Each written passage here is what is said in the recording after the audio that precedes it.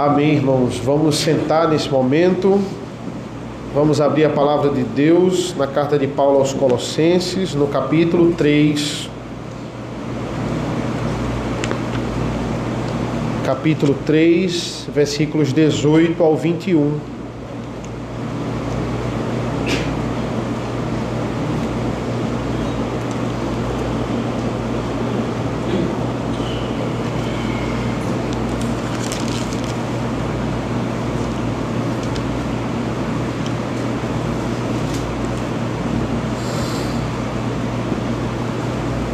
Colossenses, capítulo 3, a partir do versículo 18. Assim diz a palavra do Senhor: Esposas, que cada uma de vocês se sujeite ao seu próprio marido, como convém no Senhor. Maridos, que cada um de vocês ame a sua esposa e não a trate com amargura. Filhos, em tudo obedeçam a seus pais, pois fazer isso é agradável diante do Senhor. Pais, não irritem os seus filhos, para que eles não fiquem desanimados.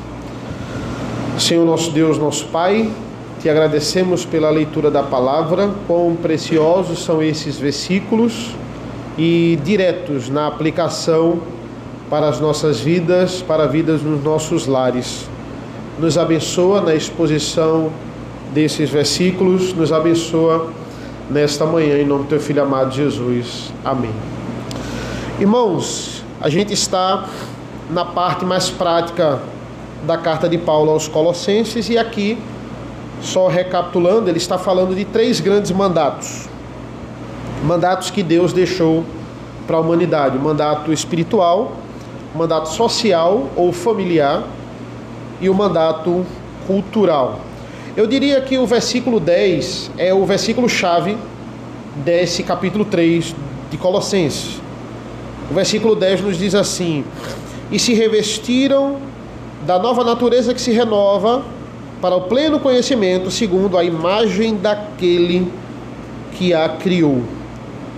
Então, esse versículo nos deixa claro que Paulo, ele não quer criar um exemplo novo de servos de Deus.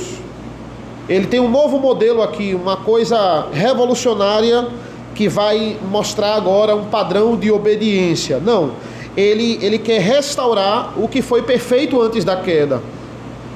Ele quer trazer aquilo ali, olha, para que você seja segundo a imagem daquele que criou, ou seja, você seja segundo a imagem de Deus, que é perfeito. Então aqui é para que, através da santificação, você alcance um dia a perfeição. E também vimos no versículo 10, que ele fala aqui, somos revestidos da nova natureza que se renova. É uma nova natureza, conversão, mas ela se renova, santificação. Conversão mais santificação. Vimos na semana passada sobre o mandato espiritual em 3 esferas. Versículos 5 a 8, numa esfera individual. Versículos 9 a 15, como um corpo. E versículos 16 e 17, aplicado diretamente ao culto ao Senhor. E a partir do versículo 8, veja que claramente ele muda, ele sai desse ambiente, digamos, eclesiásticos, e ele vai para a família. Ele já começa a falar diretamente. Esposas, ele fala com a esposa, ele fala com o marido e ele fala com os filhos. E aqui temos claramente o segundo mandato, versículos 18 a 21. Esse é o mandato social ou o mandato familiar. E veja que a partir do versículo 22 ele muda radicalmente de novo. 22 ele fala: servos, obedeçam em tudo o seu. Então agora aqui ele já sai ele sai das casas, ele sai da casa da gente e ele vai para o ambiente ali dentro da sociedade. E aí nós chamamos isso de mandato cultural. É notório a preocupação de Paulo, irmãos, com a comunhão uns com os outros. Tem uma terminação aqui, tem uma expressão aqui que ela se repete muito nesse capítulo. Observe, por exemplo, versículo 9. não mintam uns aos outros, uma vez que vocês se despiram da velha natureza. Versículo 13. Suportem-se uns aos outros e perdoem-se mutuamente. Olha a preocupação de Paulo com você estar bem com o próximo. Olha a preocupação de Paulo com a relacionamento horizontal, né? Versículo 16, no culto, que a palavra de Cristo habite ricamente em vocês, instruam e aconselhem-se mutuamente em toda a sabedoria. Então veja, mutuamente, uns aos outros. Por que, irmãos, nós não cultuamos, e já fazemos uma aplicação aqui direta, quando nós assistimos um culto em nossas casas, nós não estamos cultuando como a Bíblia ela requer? Porque não existe esse uns aos outros, não existe esse mutuamente com as pessoas que estão em casa e a gente. Esse ano, isso acontece na nossa rotina e infelizmente a gente fica doente e a gente não pode vir para a igreja. E o que é que a gente faz? Pelo menos eu ligo lá a transmissão lá da IPA e assisto o culto, né? E maravilhoso, eu tenho uma pregação excelente, eu tenho imagem maravilhosa, eu tenho um som que eu estou ouvindo tudo nitidamente. Se eu quiser eu nem abro a Bíblia, tem até o versículo lá na tela e eu só leio. É maravilhoso, mas eu não estou de fato cultuando. Por quê? Porque eu preciso ouvir os irmãos cantando. Os irmãos precisam me ouvir. Nós precisamos orar em comunhão, presencialmente. Eu ouço alguns irmãos lá quando eles estão falando a confissão belga.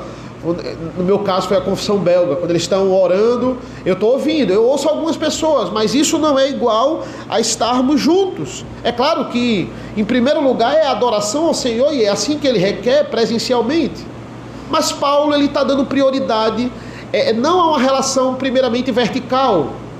Ele está falando aqui na horizontal. Ele está dizendo como é importante estarmos juntos presencialmente, porque nós estamos cuidando uns dos outros. Nós estamos compartilhando mutuamente a adoração ao Senhor. Eu digo isso porque a tecnologia ela tem que nos ajudar e não nos atrapalhar. Graças a Deus, tem um culto sério que se eu estiver doente eu posso assistir. Eu ligo lá o da IPA, né? Mas em nenhum momento eu posso usar a tecnologia como pretexto para faltar o culto ao Senhor. Aí eu estou usando a tecnologia de forma errada. Ou seja, a relação vertical é muito importante, mas a linguagem de Paulo ela é horizontal. Olha, esteja presencialmente, para que a gente cante numa só voz. Ele fala aqui de cantar, né? Louvores, salmos, hinos e cânticos. Ouvirmos a palavra, nos edificarmos mutuamente. Essa é a linguagem aqui. E a partir do 18, ele sai desse ambiente do culto e ele vai agora para as casas. Apesar de ser um ambiente totalmente diferente da igreja, a forma como estamos lidando nos lares afeta diretamente a forma como cultuamos no culto público. Nós vamos ver como é interessante isso. E na maioria dos casos isso acontece. A família está deixando de vir para a igreja. Isso aí é basicamente a ponta do iceberg. Ela está com algum problema em casa. Ela está com algum problema familiar. O problema familiar afeta diretamente o mandato familiar, afeta diretamente o espiritual, que afeta diretamente o cultural, porque vai moldar a forma como você se comporta também perante a sociedade. Eles estão interligados. E aqui temos princípios básicos. Se Paulo está voltando aos princípios básicos na carta dele aos Colossenses, significa que os colossenses estão com problemas básicos familiares. Porque isso aqui são princípios básicos. Veja os versículos 18 e 19. Esposas, que cada um de vocês se sujeite ao seu próprio marido, como convém no Senhor. Maridos, que cada um de vocês ame a sua esposa e não a trate com amargura. Aqui também eu tenho a mesma ideia mútua. A mesma ideia mútua que ele está falando de culto e na igreja, ele está falando da ideia mútua no casamento, nas casas, nos lares. Olha, você tem uma função e você deve mostrar a sua função para a sua esposa e ela também tem que responder com a função dela. A ideia é essa aqui. E não sejamos ingênuos, irmãos. O versículo 18 é um dos versículos mais não aceitos pela nossa sociedade atual. Esposas, que cada uma de vocês se sujeite ao seu próprio marido. A bandeira do feminismo, a bandeira da igualdade de gênero, são bandeiras muito fortes contra essa estrutura familiar que é bíblica. E mais uma vez, versículo 10, está voltando ao que era perfeito, ao padrão da criação. Gênesis 3, nós sabemos disso. Quando o pecado ele entra no mundo, nós vemos ali, para ele entrar no mundo, tem uma clara inversão de papéis. Uma total inversão de papéis. O pecado entrou no mundo apenas porque Adão passou a fazer a função da mulher e a mulher passou a fazer a função do homem. A função se inverteu, os papéis se inverteram. Quando você faz a leitura de Gênesis 3, é muito curioso. Se você for um leitor atencioso, você vai fazer as perguntas. Olha, cadê Adão quando Eva comeu do fruto? A gente sabia que ele estava lá com ela, mas assim, ele não fez nada. Ela simplesmente comeu e ele não fez nada. Onde estava Adão quando ela começou a dar ouvidos à cobra? Por que Adão não falou nada? Por que quando ela come, ele não contesta? Ele não exorta? São perguntas básicas que a gente faz na leitura de Gênesis 3. E ele não fala nada. Ela dá para ele comer e ele come. A única vez que Adão abre a boca em Gênesis 3 é para culpar os outros. É a única vez que ele fala. Quando é perguntado a ele, ele coloca a culpa na mulher e coloca a culpa em Deus. Ali já é o pecado que entrou no mundo. É a única vez que Adão se manifesta em Gênesis 3. Qual é o exemplo de liderança que nós podemos ter de Adão naquele momento? E quando os papéis são invertidos, irmãos, a Bíblia já está dizendo para a gente a tragédia que isso vai dar. Esposas, que cada uma de vocês se sujeitem ao seu próprio marido, como convém no Senhor. Pergunte ao texto como elas devem obedecer, como elas devem se sujeitar. O texto diz, como convém no Senhor. Essa tradução é melhor, o sentido dela, não é? Essa é uma tradução praticamente literal, mas o sentido dela aqui do texto, a ênfase é como é certo para o Senhor. Se sujeite exatamente como o Senhor deseja. E é claro, irmãos, não existe, toda vez que a gente prega sobre relacionamento, seja aqui, seja Efésios 5, a gente sabe que não existe um grau de importância. A mulher se sujeita porque o homem é mais importante para o homem do que para com a mulher. Não. A mulher, ela é tão imagem e semelhança de Deus como o homem. Aqui é uma função, aqui é o trabalho do casamento. Imaginem a Trindade, irmãos. Não é muito saudável você fazer algumas comparações com a Trindade, mas de uma forma moderada nós podemos, em termos de função, cada pessoa da Trindade tem a sua função. Então nisso a gente pode comparar. Imagine, o Pai, o Filho e o Espírito Santo, eles são importantes por igual, porque eles são um só. Mas em termos de função, eles são diferentes.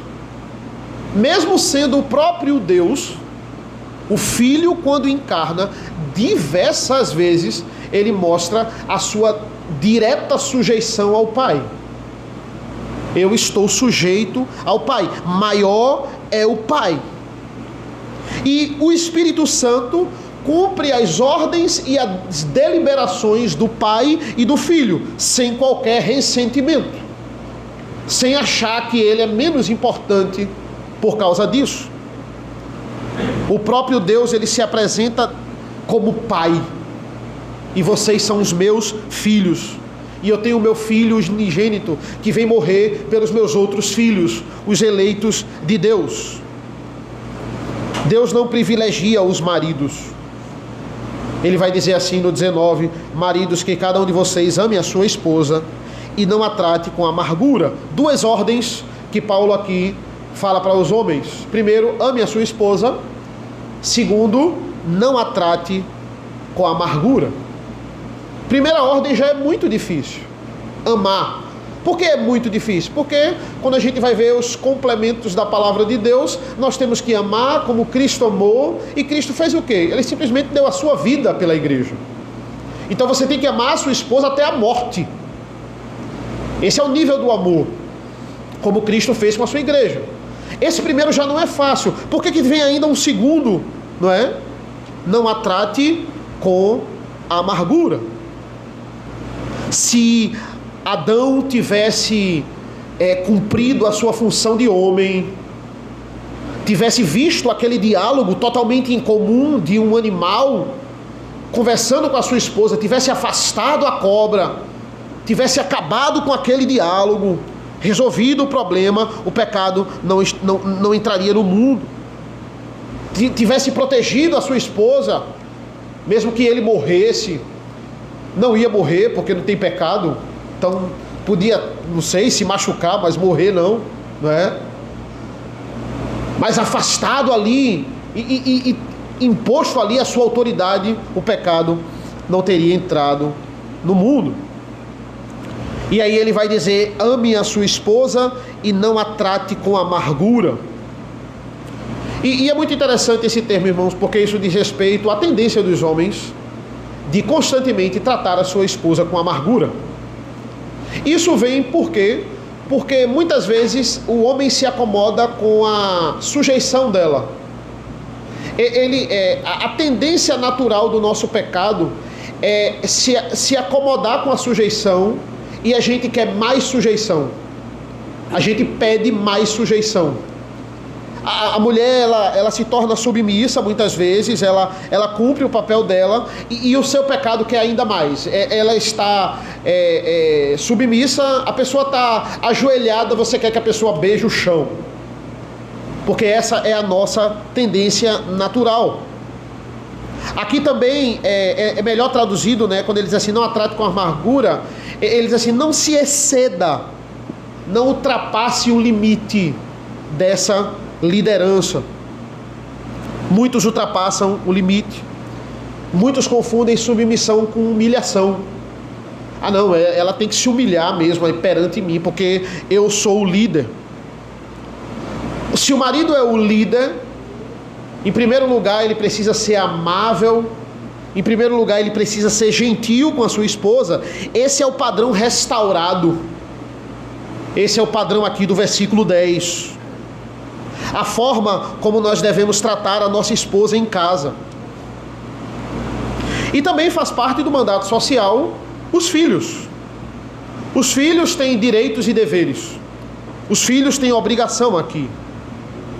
Primeiro, que é pecado um casal não querer ter filhos. Isso é importante nós deixarmos claro antes de entrarmos nos versículos 20 e 21. Existem casal que não podem ter filhos, que lutam para ter filhos, mas aquele casal que pode, não tem problema nenhum, ele simplesmente opta por não querer. Isso é pecado. Deus tem filhos, Deus trata bem os seus filhos, Ele é o Pai. Filho é uma ordenança bíblica dentro da família. Mas também tem outro extremo. Tem o lado daquelas pessoas que querem ter um número de filhos absurdo, sem nem ter condições de criá-los. Tem gente que quer ter filhos para formar uma empresa, para ganhar benefício do governo e não sustentar os filhos, ser sustentado porque tem muitos filhos. E qual é a chance? Se eu vou ganhar tanto tendo mais um filho, vamos lá, mais um. Vira um negócio, vira uma empresa, e aquilo ali está longe de ser uma família. Famílias devem buscar ter filhos, e filhos são privilégios divinos. A Bíblia fala claramente o que é filho. Filho é herança do Senhor, é tesouro do Senhor que Ele está fornecendo para você, e para sua família. Mas isso requer muita responsabilidade. Uma obrigação aos filhos, versículo 20. Filhos, em tudo obedeçam a seus pais, pois fazer isso é agradável diante do Senhor. Esse é o modo de agradar a Deus na parte dos filhos. Mas entendam, filhos e pais, a partir do momento que vocês agradam a Deus, a partir do momento que nós agradamos a Deus na família, nós automaticamente desagradamos o mundo. Porque o mundo, ele luta contra esse padrão familiar. A gente vive num mundo que odeia a autoridade. Que o grande objetivo, você é muito conhecido na história se você for um rebelde. Se você é o mocinho se você for o rebelde. Isso está nos filmes, isso está na própria história. Se dentro da própria Trindade existe submissão, porque não pode haver na família, entre marido e esposa, entre pais e filhos. E é interessante essa ideia, né? Qual é a diferença, por exemplo, da submissão da mulher para a obediência do filho? Não é? A submissão, ela é uma coparticipação. É uma submissão. Ela está ajudando na missão do marido. Então é claro que ela tem muito mais voz que o filho. Ela coopera. Tudo que ela fala tem que ser ponderado e tem que ser considerado. Isso é diferente da obediência do filho. A obediência do filho, ela é diferente. Ela é uma sujeição mais incisiva. Eu não posso tratar a minha filha como eu trato a minha esposa. E a minha esposa como eu trato a minha filha. Não são duas filhas. Uma é esposa, a outra é filho. Ah não, porque eu sou o líder, eu trato as duas como igual. Não. Uma é minha esposa, outra é minha filha. Essa ideia, ela tem que ser muito clara. Então, o princípio aqui é, o seu pai quer o melhor para você. O seu pai lhe dá tudo. O seu pai lhe cria. Qual é a obrigação do filho na família? Devolver isso com obediência. Se o seu pai ele faz isso por você, o mínimo exigido diante de um homem e de uma mulher que trabalha para o seu bem e lhe cria é a obediência. Esse é o 5º mandamento e ele é com promessa. Se você fizer isso, você vai ter uma vida longa e você vai ter uma vida feliz. E isso remete sim à vida eterna. Quer vida mais longa que a vida eterna e feliz? Mas será que há limites para essa obediência dos pais? Quando é que o filho ele está desobrigado a obedecer os pais? Se o texto é claro, ele diz assim: em tudo obedeçam aos seus pais. Quando o pai ele ordena você desobedecer o maior pai, o pai de todos que está no céu, você deve desobedecer de fato. Porque olha o versículo 20: em tudo obedeçam seus pais, pois fazer isso é agradável diante do Senhor. Devemos obedecer como agrada ao Senhor. Se não agrada ao Senhor, se não é agradável diante do Senhor, existem limites. E existe ainda, irmãos, um segundo limite que é importante nós entendermos, e eu vou meditar nisso agora. Os filhos, em algum momento da vida, devem parar de obedecer os pais? Será que existe esse momento? Não, quando a gente casa. Eu não tenho mais que obedecer aos meus pais quando a gente casa, né? A gente está livre, eu agora tenho a minha família, eu não preciso, se ele disser uma coisa, eu não preciso fazer. Será que tem algum momento que a gente está livre de obedecer os pais? E eu digo, começo essa meditação em partes. A ideia é essa. Você agora, quando você está livre no sentido de saiu de casa, você obedece a seus pais em partes. E perceba, quando é que os filhos devem sair de casa? Quando que os filhos agora eles podem sair de casa. Qual é o momento ideal para isso? A Bíblia fala sobre isso. No padrão da criação, quando você se unir à sua esposa, e juntos eles se tornarão uma só carne. Olha que interessante. Existe uma ordem para isso. E quando a esposa agora tiver um homem que sustente a casa, ela vai sair da casa dos seus pais. Isso é muito discutido, irmãos, mas particularmente eu considero esse o único momento em que nós devemos sair da casa dos nossos pais.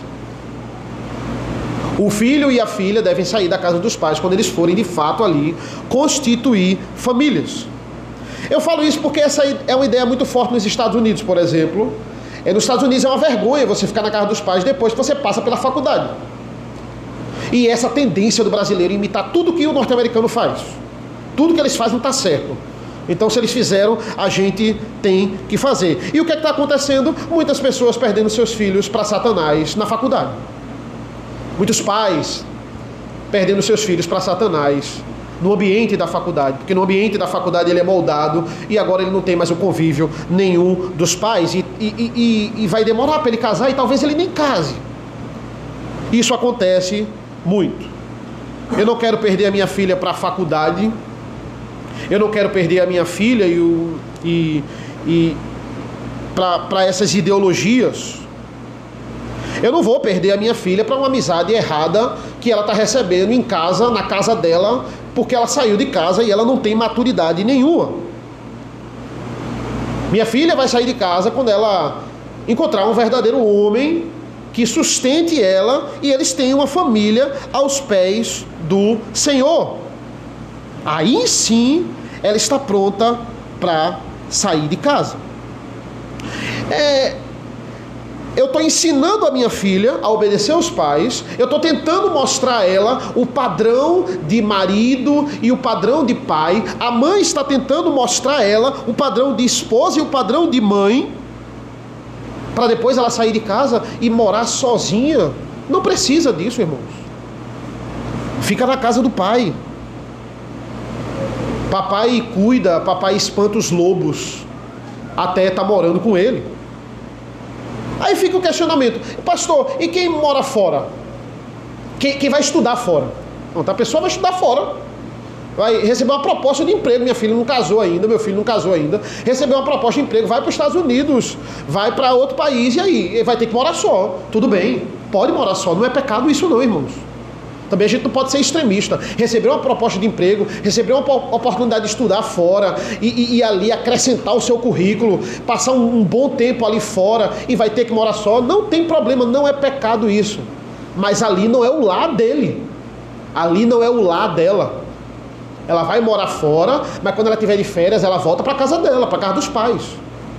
Ele está ali porque é o estudo, ele está ali porque é trabalho.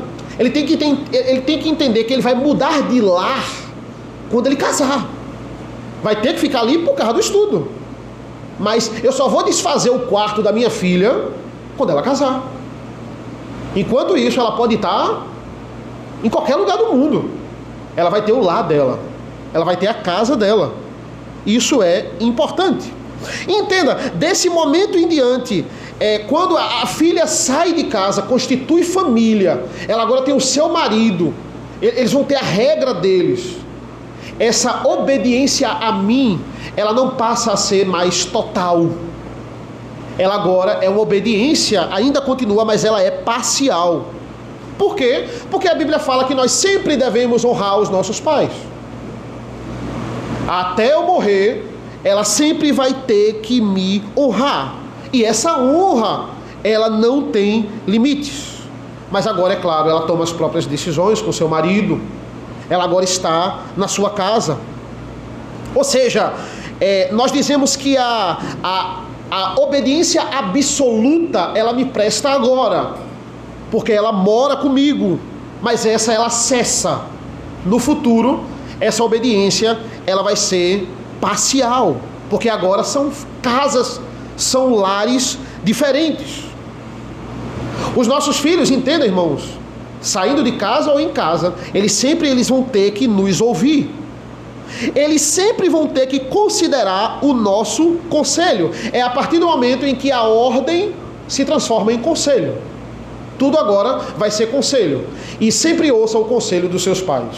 O último conselho do meu pai que eu não ouvi, eu me dei muito mal. Ele disse assim: pare de andar de bicicleta em horário de pico em Recife. Porque eu ando de moto e eu sei o que é. Mesmo em ciclofaixa, não ande.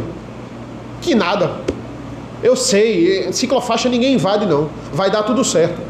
Demorou uma semana. O ônibus passou por cima da minha bicicleta. Acabou. Graças a Deus não passou por cima de mim. Não ouvi o conselho do meu pai. Ouça o conselho dos seus pais. Às vezes conselhos são mais valiosos que ordens. E não ouvir o conselho dos pais é pecado. Considere cada coisa que o seu pai e a sua mãe fala.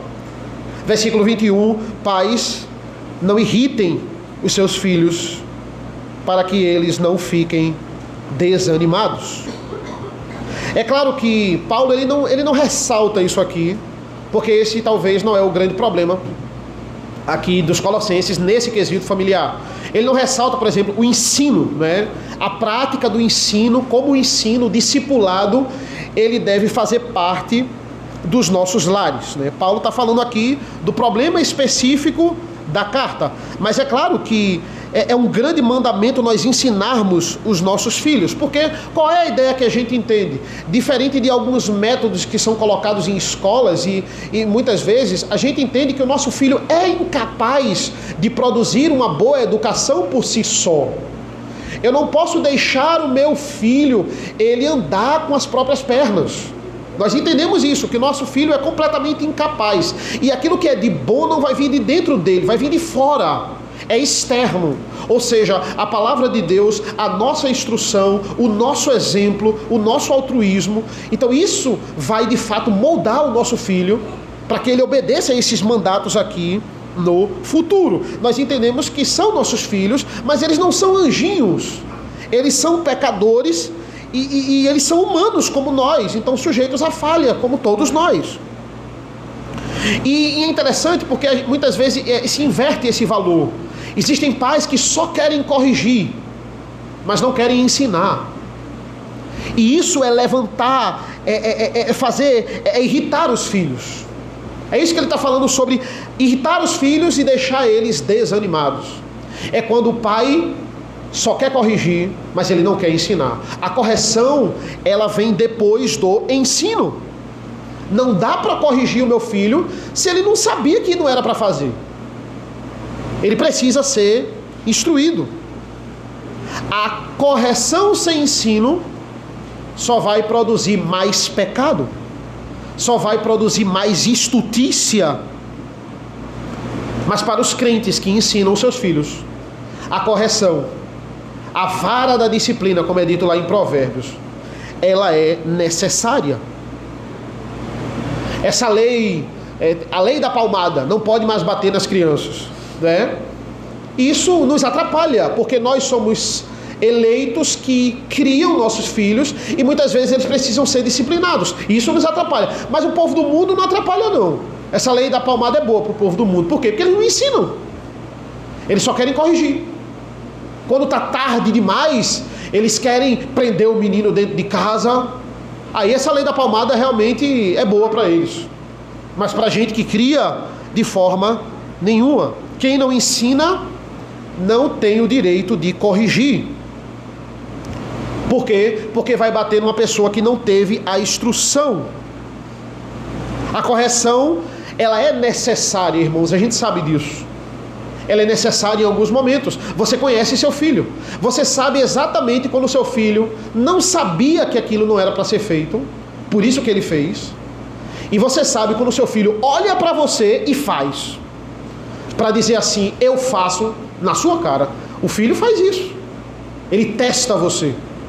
Aluno testa você, filho testa você, diretamente. Eu quero ver o que ele vai fazer, eu desobedecendo na cara dele.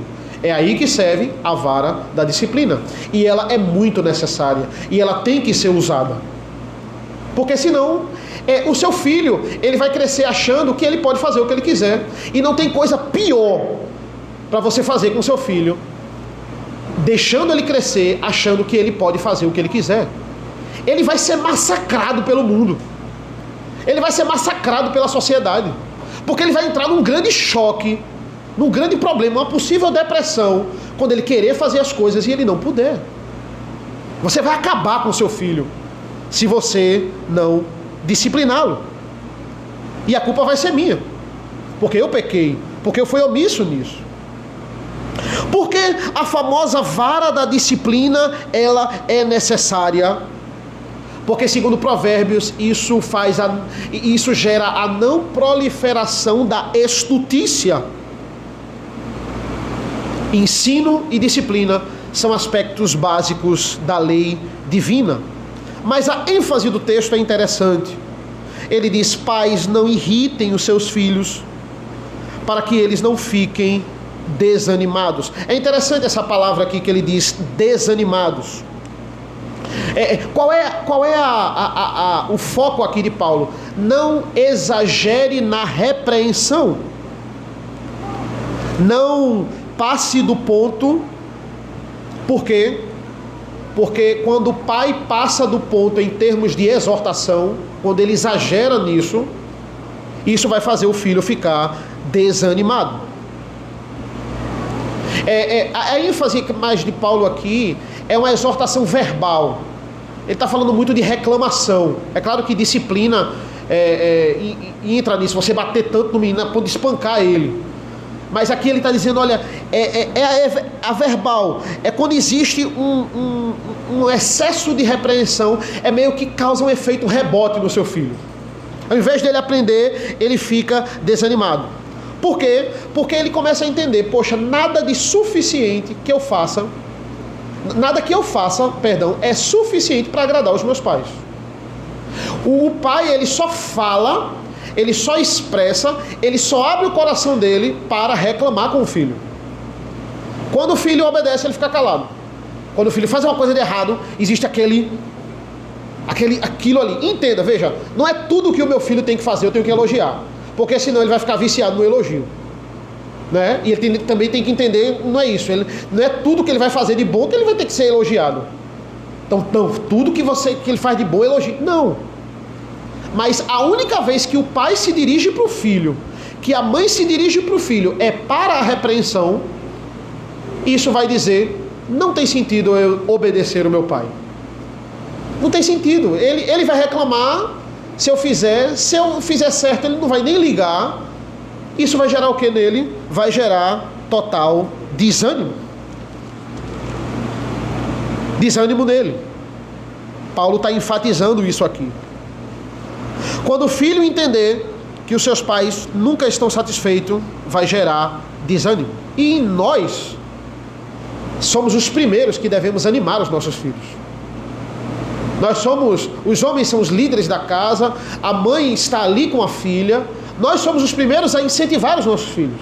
Nós estamos discipulando os nossos filhos, então a gente sabe o ponto forte dos nossos filhos. Aquilo que ele é bom em fazer, aquilo que ele pode desenvolver na profissão dele, na vida dele, e aquilo ali ser bom para ele. Eu tenho que ser o primeiro a animar os meus filhos, a aprender a animá-los. E isso aí vai fazer ele produzir bons resultados na prática.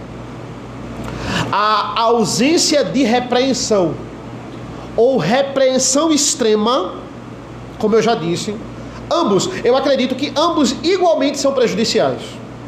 Ambos igualmente desagradam a Deus. Eu coloco no mesmo patamar. Repreensão demais ou nenhuma repreensão. São dois extremos que estão em desacordo com a vontade de Deus. O que é que eu preciso fazer na minha casa, como sacerdote do lar? Criar um ambiente de ensino, criar um ambiente de aprendizado e criar um ambiente de disciplina também. A gente chama isso de discipulado. Jesus tratava os seus discípulos como filhos. Jesus fazia muito isso. Paulo tratava seus seguidores como filho, principalmente com Timóteo. Abra comigo, por favor, meu irmão. Abra em Filipenses, um livro antes aqui de Colossenses, Filipenses 2. Olha como Paulo enxergava Timóteo, seu discípulo. Filipenses 2,19.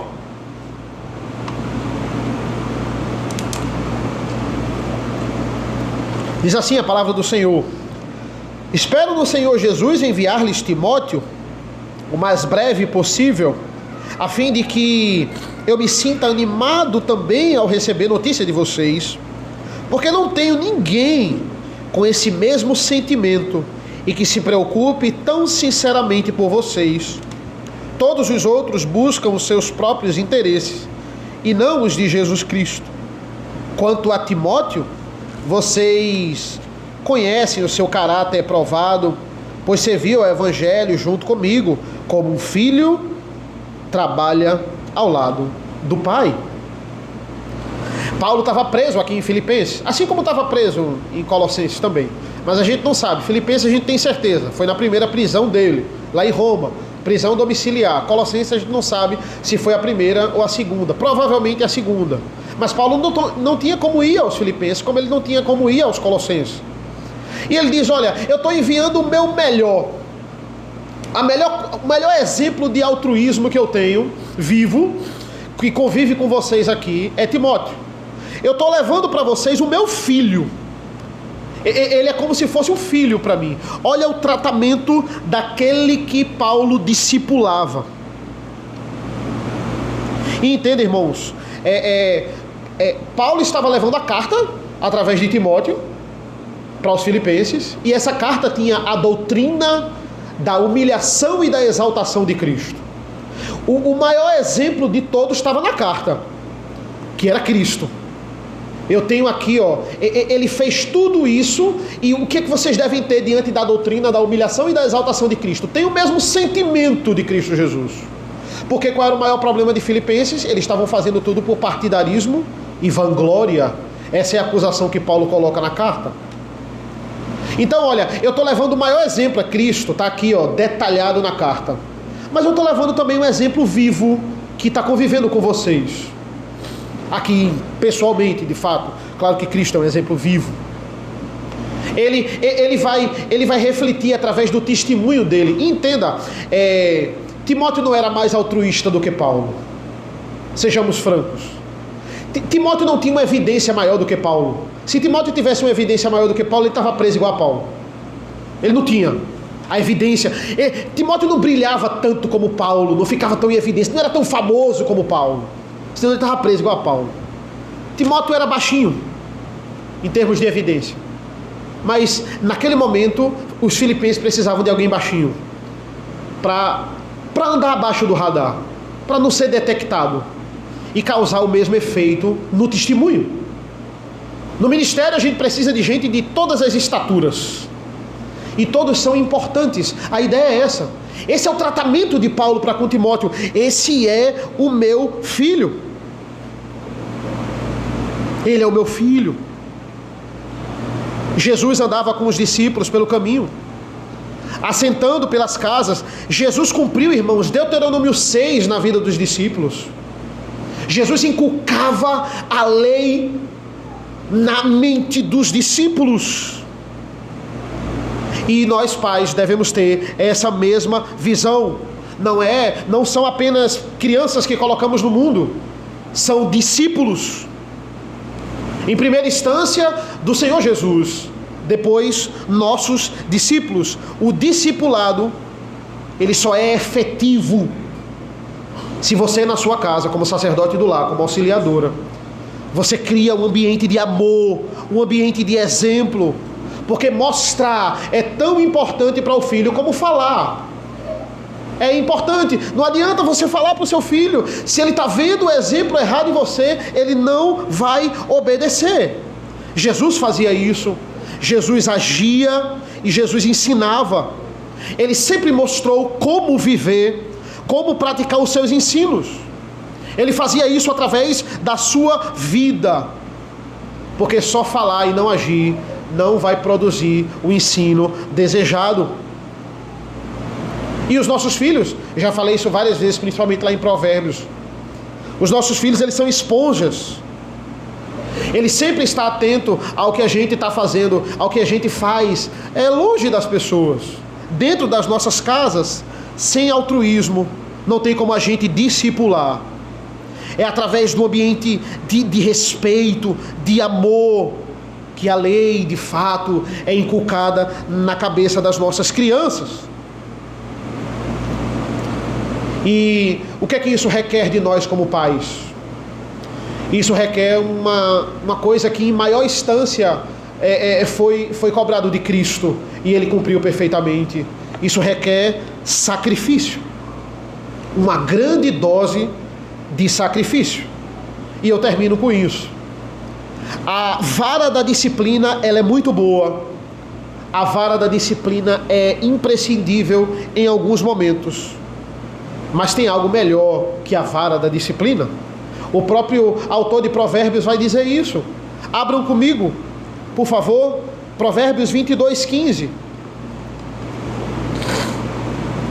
Salomão nos fala sobre isso.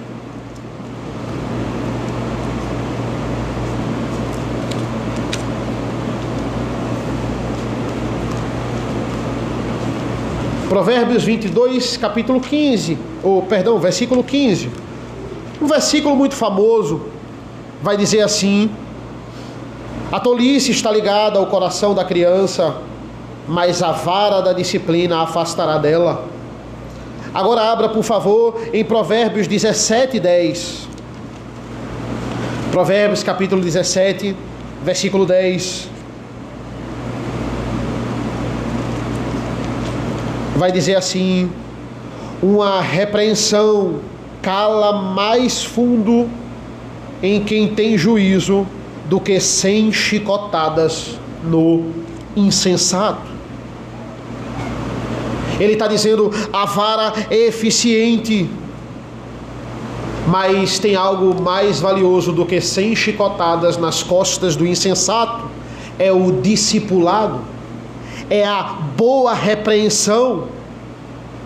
Por quê? Porque o excesso de disciplina vai gerar insensatez, vai gerar revolta. Meu pai, ele nunca está satisfeito. Meus pais sempre arranjam defeito para me bater. Precisa existir ensino, exemplo e amor. E essas três coisas só vai vir com sacrifício. O sacrifício do seu tempo, o sacrifício da sua paciência, o sacrifício de repetir a repreensão. A gente sabe, a criança não vai aprender de primeira. Não adianta você perder a paciência e dizer assim, eu não acredito, ele acabou de desobedecer aquilo que eu fiz. Ela só aprende com a repetição. Repetição. E aí, se realmente entendeu e não está obedecendo disciplina, e repete novamente, isso vai requerer tempo. Tudo isso vai puxar a sua vida para que você ensine a criança. E isso é sacrifício. Cumpra a sua parte em ensinar. E o filho, Paulo está dizendo aqui, tem que cumprir a parte dele em obedecer. A função dos pais é ensinar, é disciplinar e repreender sem irritar, sem gerar desânimo. Paulo, ele é um grande exemplo para todos nós, irmãos, claro. Mas ele não é o maior exemplo, e ele sabia disso. Quando Paulo ele estava preso em Roma, ele envia, como eu disse a vocês, o melhor que ele tinha ali, que podia entregar a carta aos irmãos, e o altruísmo de Timóteo ia fazer com que aqueles irmãos entendessem o exemplo da doutrina que ele estava falando na carta. Mas o próprio Paulo sabia, olha, se eu não levar a carta falando sobre a humilhação e a exaltação de Cristo, e como ele se entregou por nós, esse povo não vai mudar o coração. Paulo sabia disso, Timóteo sabia disso, Epáfras sabia disso, Epafrodito sabia disso, Colossenses e Filipenses. Todos esses tinham a plena convicção de quem era o melhor. E sigamos o melhor, irmãos. Sigamos o exemplo de Cristo. Ele foi um filho obediente. Um filho obediente ao seu pai até a morte, e a morte de cruz. E o que o pai prometeu ao filho, ele cumpriu. O pai, que é a própria verdade, ele prometeu a salvação dos seus eleitos, dos outros filhos, e ele cumpriu. O filho obedeceu o pai e obedeceu em tudo. O filho, que também para nós é o pai, é o nosso maior exemplo de altruísmo, de sacrifício, sobre ser um discipulador e foquemos em Cristo. Hoje pela manhã, irmãos, vimos sobre o mandato social. Esse é o mandato familiar. No primeiro domingo do ano nós vamos ver sobre o mandato cultural e a gente fecha essa tríade a partir do versículo 22 até o versículo 1 do capítulo 4. Vamos orar. Senhor nosso Deus, nosso Pai, nós te agradecemos pela leitura da Tua Palavra, pela meditação da Tua Palavra, que esses ensinos, que esses princípios bíblicos, que isso possa moldar a nossa casa, moldar a nossa família. A Tua Palavra é o nosso norte, que nós possamos aplicar isso com as nossas esposas, as esposas para com seus maridos e com os filhos também, as nossas obrigações e as obrigações deles na obediência. Assim, dessa forma, nós vamos fazer essa igreja crescer da forma correta, da forma saudável, da forma que te agrada. Esse é o segredo de uma igreja saudável. São famílias bem alimentadas, são famílias bem estruturadas, são filhos, são maridos, sacerdotes do lar, são auxiliadoras com sede de ti e buscando ao Senhor diariamente. Nos abençoa nesta manhã, em nome do teu Filho amado Jesus. Amém.